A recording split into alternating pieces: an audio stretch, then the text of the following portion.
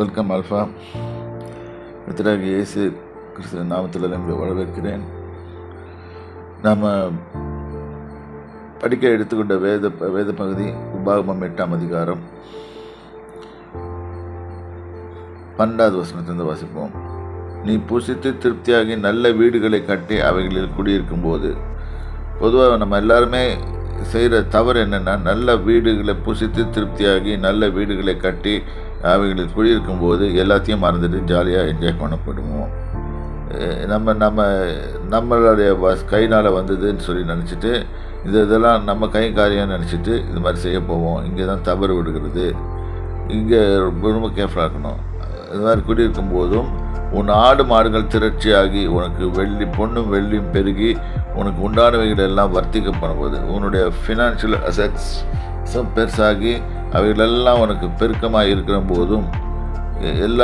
போதும் உன் இருதயம் மேட்டுமை அடையாமலும் உன்னை அடிமைத்தன வீடாகி எகிப்திலிருந்து புறப்பட பண்ணினவரும் உன் பின்வரும் நாட்களில் உனக்கு நன்மை செய்யும் பொருட்டாக உன்னை சிறுமைப்படுத்தி உன்னை சோதித்து கர்த்தர் அவரை ஆசீர்வதிக்கிறதுக்கு முன்னால் அவனுக்கு டெஸ்ட் பண்ணுவார், weather he is worthy to receive the blessings or not.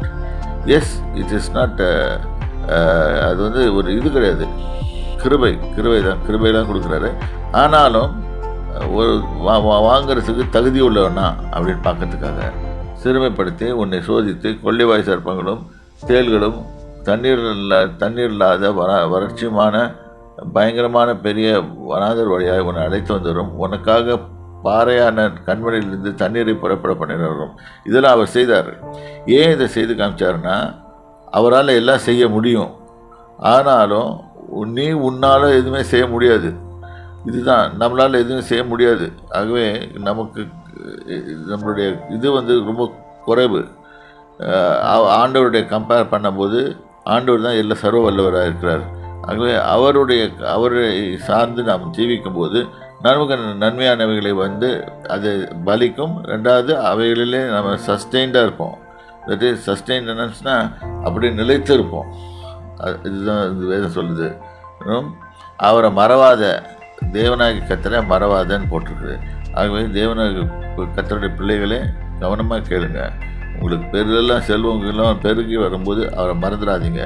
இங்கே தான் மனுஷன் தப்பு பண்ணி அவன் மாட்டிக்கிறான் ஆண்டவர்கிட்ட. கர்த்தர் உங்களை ஆசீர்வதிப்பாராக.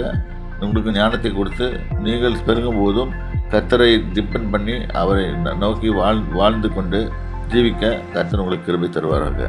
ஆமென்.